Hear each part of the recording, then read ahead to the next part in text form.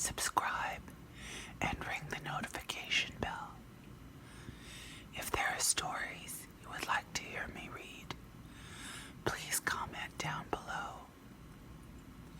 Now sit back, relax, and prepare to be curiously content.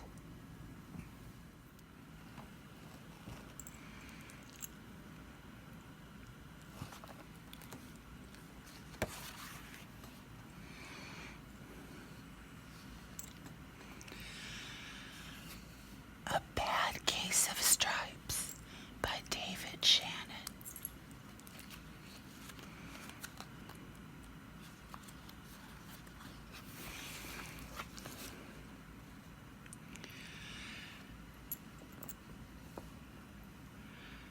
Camilla Cream loved lima beans, but she never ate them.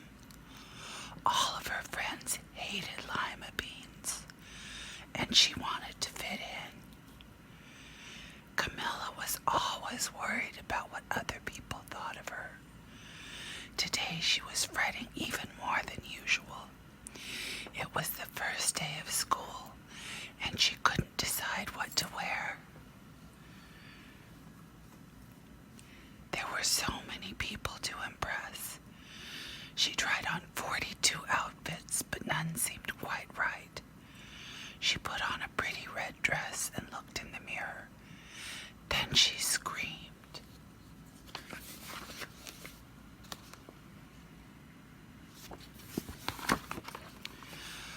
Her mother ran into the room, and she screamed too. "Oh my heavens," she cried. "You're completely covered in stripes." This was certainly true. Camilla was striped from head to toe. She looked like a rainbow. Mrs. Cream felt Camilla's forehead. "Do you feel all right?" she asked. "I feel fine," Camilla answered, "but just look at me." "You get back in bed this instant," her mother ordered. "You're not going to school today." Camilla was relieved.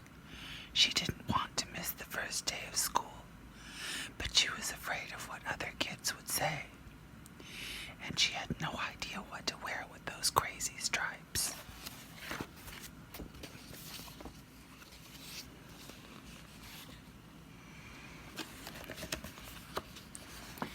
That afternoon, Dr. Bumble came to examine Camilla. "Most extraordinary," he exclaimed. "I've never seen anything like it. Are you having any coughing, sneezing, runny nose, aches, pains, chills, hot flashes, dizziness, drowsiness, shortness of breath, or uncontrollable twitching?" "No," Camilla told him. "I feel fine." "Well then," Dr. Bumble said, turning to Mrs. Cream, "I don't see any reason why she shouldn't go to school tomorrow. Here's some ointment that should help clear up those stripes in a few days. If it doesn't, you know where to reach me." And off he went.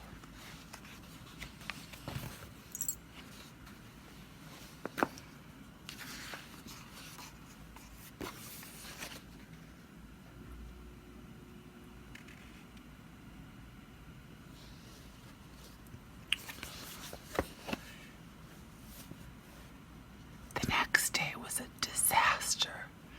Everyone at school laughed at Camilla. They called her Camilla Crayon and Night of the Living Lollipop. She tried her best to act as if everything was normal, but when the class said the Pledge of Allegiance, her stripes turned red, white, and blue, and she broke out in stars.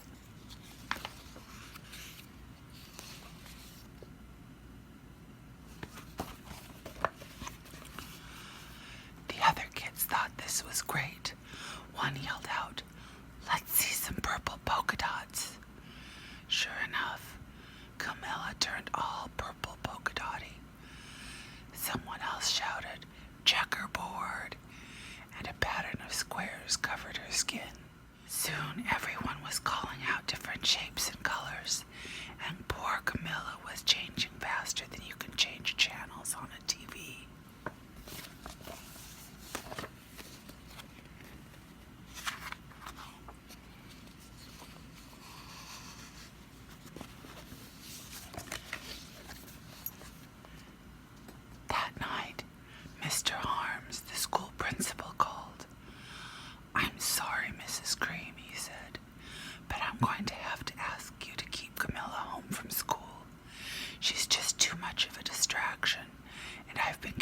calls from the other parents.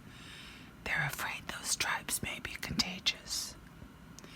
Camilla was so embarrassed. She couldn't believe that 2 days ago everyone liked her. Now, nobody wanted to be in the same room with her. Her father tried to make her feel better.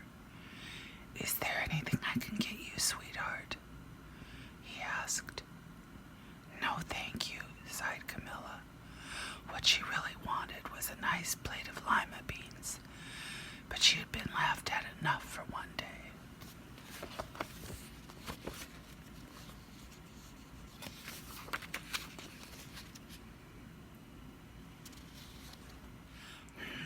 "Well, yes, I see," Dr. Bumble mumbled when Mr. Cream phoned the next day. "I think I'd better bring in the specialists. We'll be right over." About an hour later, Dr. Bumble arrived with 4 people in long white coats. He introduced them to the Creams. "This is Dr. Grop, Dr. Sponge, Dr. Cricket, and Dr. Young." Then the specialists went to work on Camilla. They squeezed and jabbed and tapped and tested. It was very uncomfortable. "Well, it's not the mumps," concluded Dr. Grop. "Or the measles," said Dr. Sponge.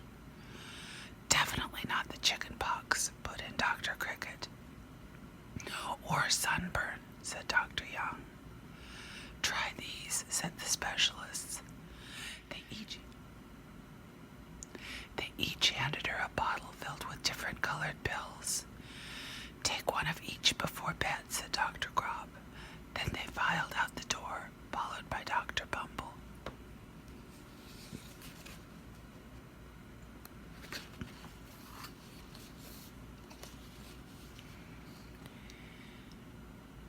That night, Camilla took her medicine. It was awful. When she woke up the next morning, she did feel different, but when she got dressed, her clothes didn't fit right. She looked in the mirror, and there, staring back at her, was a giant, multicolored pill with her face on it.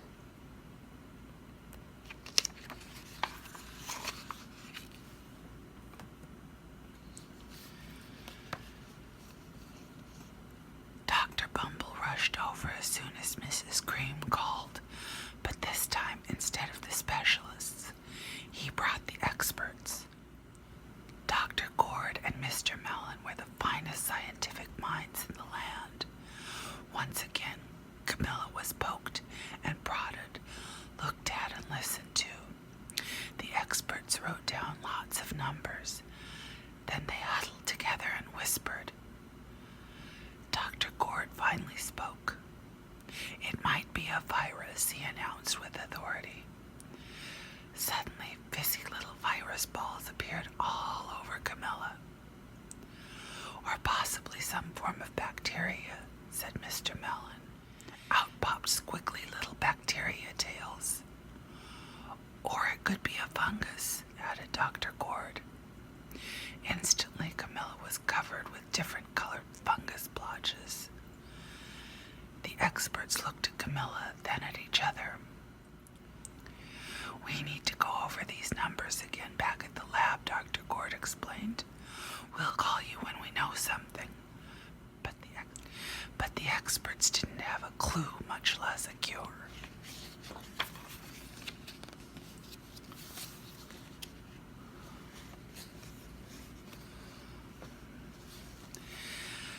By now, the TV news had found out about Camilla.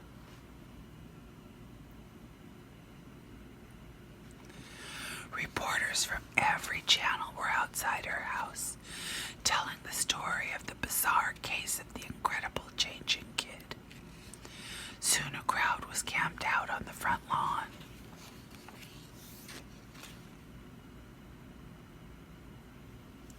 The Creams were swamped with all kinds of remedies from psychologists, allergists, herbalists, nutritionists, psychics, an old medicine man, a guru, and even a veterinarian. Each so-called cure only added to poor Camilla's strange appearance, until it was hard to even recognize her.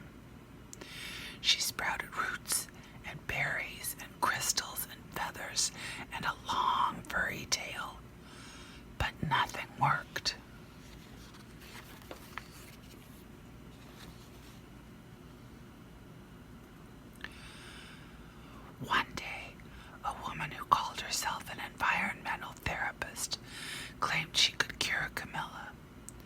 "Close your eyes," she said. "Breathe deeply and become one with your room." "I wish you hadn't said that," Camilla groaned.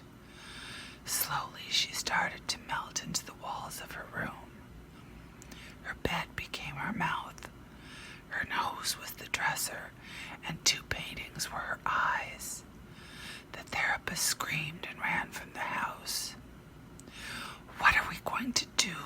cried Mrs. Cream. "It just keeps getting worse and worse." She began to sob.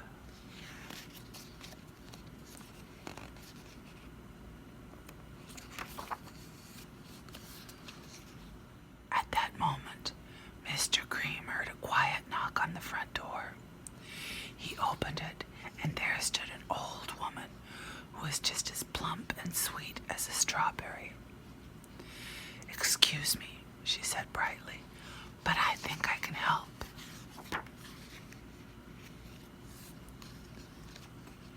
She went into Camilla's room and looked around. "My goodness," she said with a shake of her head.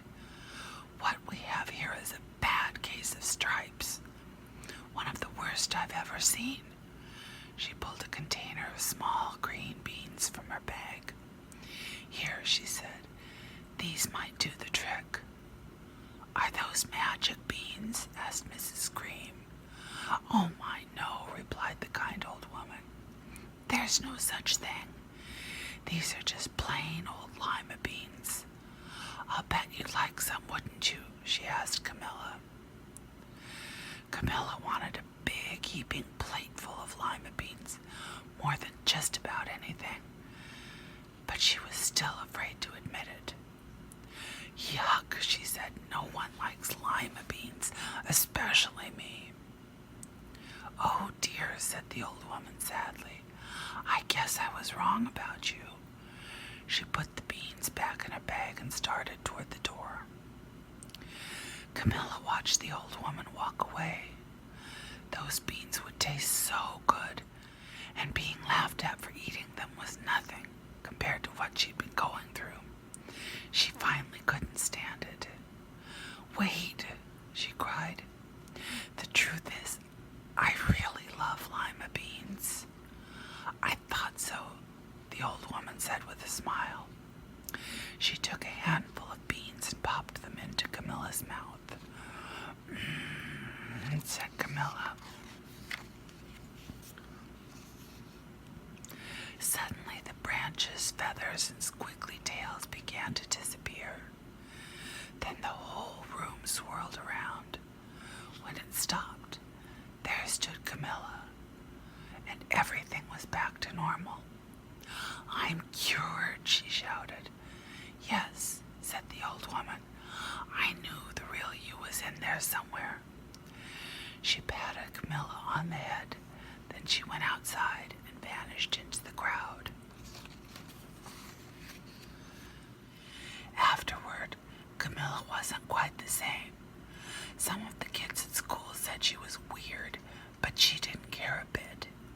She ate all the lima beans she wanted, and she never had even a touch of stripes again.